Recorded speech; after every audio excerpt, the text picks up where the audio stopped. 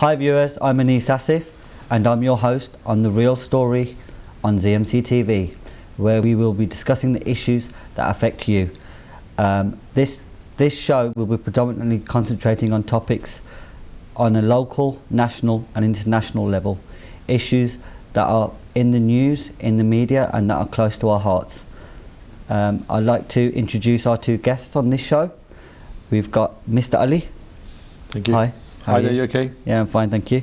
Mr. Ali is a pharmaceutical rep by profession, and he is also a talk show host on Umber Radio, is Absolutely, it? Yeah. And he's also a coach for Jabs B8FC. Yeah, which is a youth football club based in Birmingham. And we've also got Mr. Aleem. Thank you. Hi, Mr. Aleem, how are you? Mr. Aleem is a social activist. He is also a director of Skills for Life, which is an education provider. Mr. Ali, welcome to the show. Thank you for having us. Thank you very much. Today's topic, which is a very, very, very close topic to all our hearts, it's the topic of Kashmir. Would you like to?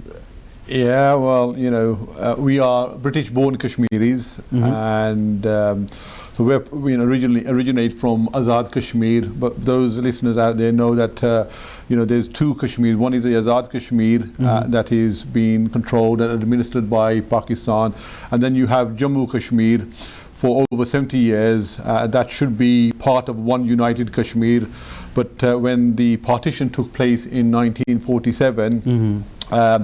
Unfortunately, it wasn't done with the wishes of the Kashmiris themselves. At that time, there was a fear that that Jammu Kashmir was going to be included as part of Pakistan. The Hindu ruler at that time, which was ruling a majority state of 80% that were Muslims at that state, called in the Indian forces to repel the tribesmen that were coming over the Pakistan border. Maharaja Hari Singh. Absolutely. So he did a deal with the I think it was Lord Mountbatten and also the Delhi government at that time. And unfortunately, since then, the people of Jammu Kashmir have suffered exorbitantly, and there has been 3 wars, and if you include the Kargil war, 4 wars, and at the moment the issue is very precarious, and I wouldn't put it past that there may be another war, but this time round it's going to affect everyone because both countries are now nuclear armed. So could you sort of outline the issue at the moment with Kashmir, because I know it's an issue to do with Article 370 and Article 35A. Absolutely. That's the crux of the issue at the moment. Yeah. Would you like to elaborate on that? Yeah, no, absolutely. So the India administered Jammu Kashmir was always regarded as a special autonomy state. What that means is everything was separate from the Indian central government. So apart from defense, everything else was controlled by the government that was at Jammu Kashmir. So in terms of employment, in terms of jobs, land ownership, education, that was all being administered by the Jammu Kashmiris themselves. But what people don't realize is when the elections took place in India in May of this year, BJP, who are the current sitting government. Firstly, would you like to sort of elaborate on what Articles 370 and 35A are? Yeah, so Article 370 and 35A was all about giving the Jammu Kashmiris their unique identity. So no one from the Indian side of the border could come in and buy any property. They couldn't get any civil governments. So it preserved their identity, and that was unique, because the Jammu Kashmir are completely separate, and as an autonomous state, they wanted to keep hold of that. And when the government, who actually had it as part of the manifesto, the BJP government, they dissolved that.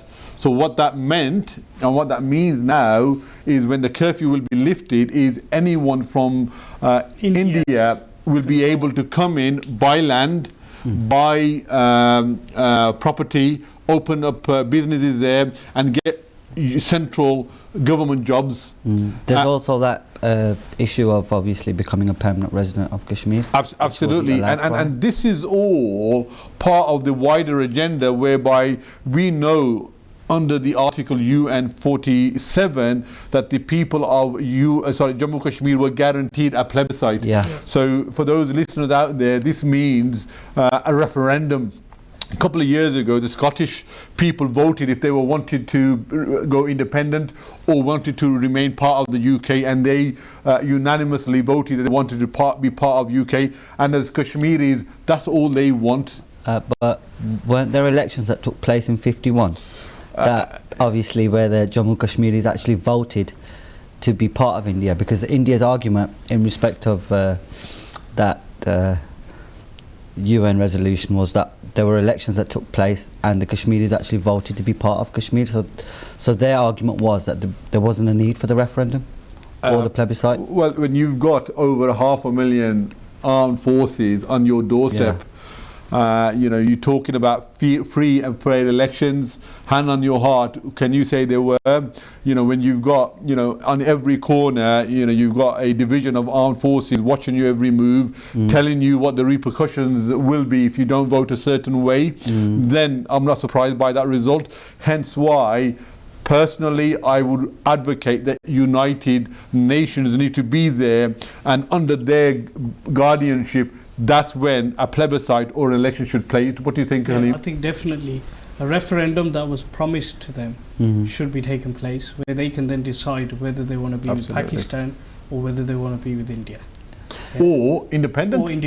Right. Because there's that issue of something which I call the broken promise. Yes. Something which they were supposed to be given, but unfortunately they weren't allowed, or they weren't given that right. And I think India bypassed that, and they utilised these elections as a form of or a means to justify why that particular UN resolution for the plebiscite was not obviously granted for the Kashmiri people.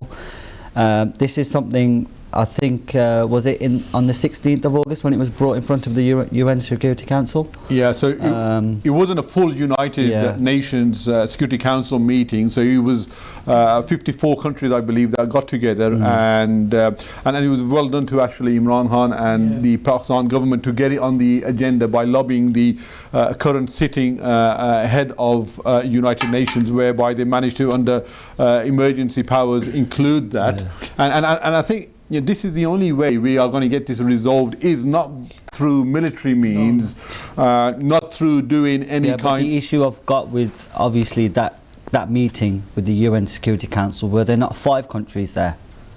From my understanding, it was China, it was the US, it was the UK, it was Pakistan, it was India.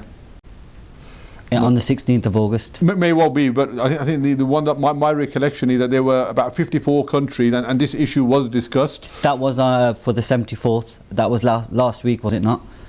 Where Imran Khan gave his speech. There was one prior to that. That was an emergency meeting given on the 16th of August. That's where India had stated that they felt this was an internal matter. And they didn't really want any other countries to get involved.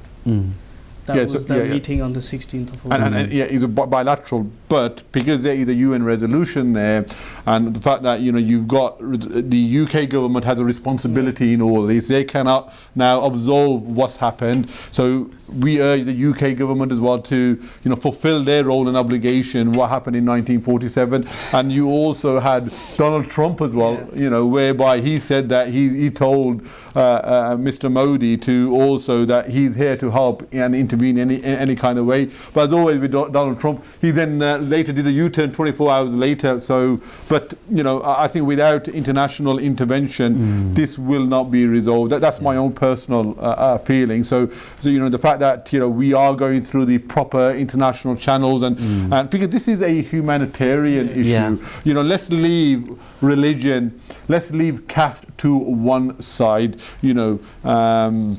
We know, those people that have family over in India.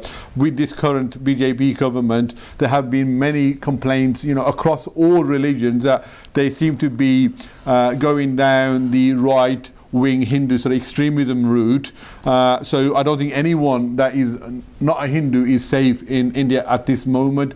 And I would urge people to get in touch with their MPs. But would you not say that obviously that's an opinion that you've expressed there? It might not be an opinion that everybody expresses. No, well, that's, yeah. you know, I know that obviously in respect of the elections in May, they might have used that as a sort of catalyst to push forward to get the votes in. I think we can all agree that what India is trying to do is change the demographics there. Yeah, so we can agree that. It's yeah, majority Muslim.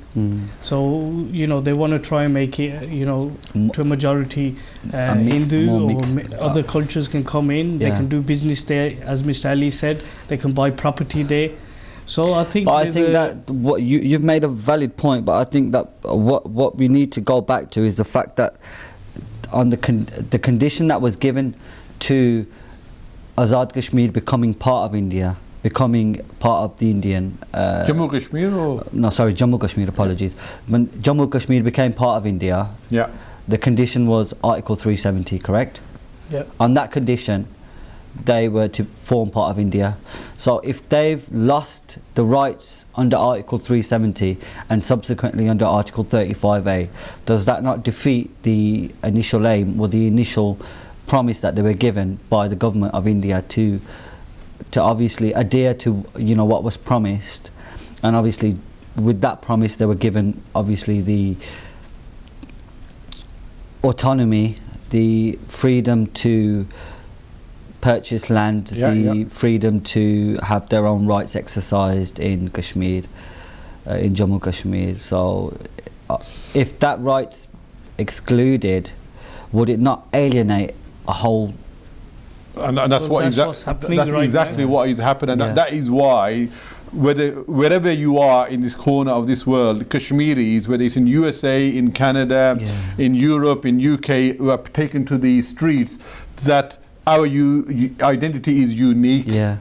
Let's preserve that. It's not an issue between two countries, Pakistan and India. This is a humanitarian issue where everyone needs to get involved. I think it's more of an issue with what the Kashmiris were promised. I know there's only 70 million Jammu Kashmiris, considering that India has a population of 1.33 billion, quite a large population. I think if you take the 7 million into that sort of context, then it's it's minute. No, absolutely. And I think also you have to understand the rhetoric there. Under this curfew, you have the BJP MPs now openly saying, to the young Indians, go into Jammu Kashmir. It's quite a hostile environment. This is your land now. You can go in there, get jobs, you can get houses. And this is what the Jammu Kashmiris are actually fearing, is that they will be forced out of their own homes. They will be scattered, and before you know it, that unique identity, that state that they had, is going to disappear. And the last thing we want is for there to be a completely sort of a fleeing of people into Azad Kashmir, because then that's what the the agenda is. And I think that's what we have to be careful and let people raise awareness of what's going on. And this is why I sort of applaud you for talking about this hard-hitting issue, because there's always 3 or 4 sides to every story. So when you said there is another opinion, of course there is, but you also have to look at why there is a media blackout. Why have you got 800,000 heavily militarized force there? What effects is that having on the people living there? They are feeling scared, threatened to even leave their properties. You got young people there that need medicines, and there's an embargo. There's nothing coming in. No food, no water. No, nothing. Imagine, and you as a host now, we ask you to go without medicines, water, for 24 hours. This is going for 2 months. I think the main crux of things is obviously they need to sort of lift the media, especially the blackout in respect of the media, because we need the media in there to find out what the issues are, what's going on. Absolutely. And you know what? It's tarring India with a bit, and India is now looking upon himself. He wants to be a permanent member of the United Nations. It's a big, powerful engine in terms of business now. It's one of the leading economies. It calls itself a largest democracy in the world, and this is the behaviour of that sort of country. I think it needs to have a stern look at itself. India needs to consider all its minorities. Absolutely, all of them, I agree. Not just the Muslims, the Christians, all of them. I know Sikhs. The RSS and the BJP. The RSS is the largest voluntary organisation in the world. The BJP is the largest political party in the world. Yeah. And I know their ideals may somewhat cause issues with maybe other individuals of different religions, quite, of different like Hindu nationalism. Yeah. So that's what they're trying to do. And I think what we need I think that if you're trying to purport something, would it not be better if you purport unity as opposed to diversity? Yes. I agree, especially when you've got... Because at this moment in time with the Kashmir issue, as you guys know, obviously that's not showing, a unified India at the moment. Yeah.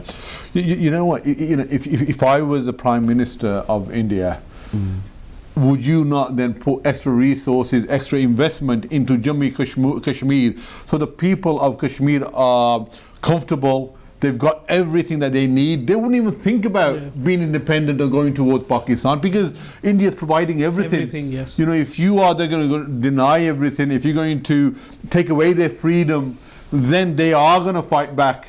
What's that old saying? One person's freedom fighter is another person's a terrorist. So I think in that sense, I think we have to look at the role of both countries. And then look at where Jammu, because it's the people of Jammu Kashmir that are the innocent victims. Yeah, but would you not also look at the fact that obviously India being one of the largest economies in the world, one of the largest growing economies in the world, would you not look at the fact that Jammu as a state, and with the resources it's got, with the manpower it's got, with the This the is potential why it's India got, wanted Jammu Kashmir. Then why not utilise that potential? Why not utilise that potential? Why not utilise those individuals? Why not make use of these people? Why not bring them into the fold, so to speak? If Article 35A and 370, these articles were enforced for a reason. It was a promise given to the Kashmiri people. And obviously with these articles being put to one side, so to speak, and brushed under the carpet. No, they've been dissolved. Yeah. They've been repealed. Yeah. And unless the international community now... And it's a shame that the rest of the international community isn't doing as much. This has gone on for 2 months. Yeah. And it's still happening. Absolutely. And there's nothing that we can see, or if it's a big... I think the main issue we need to do is obviously get the media back in there to find out what the situation is. And the whole curfew needs to be lifted. And if you've got 8 or 900,000 soldiers in there, what justification have you got for that? Absolutely. Realistically? No, absolutely none whatsoever. Yeah. It is an occupying force. What can people like us do? Yeah. So we need to also look at what we British Pakistanis, what we can do.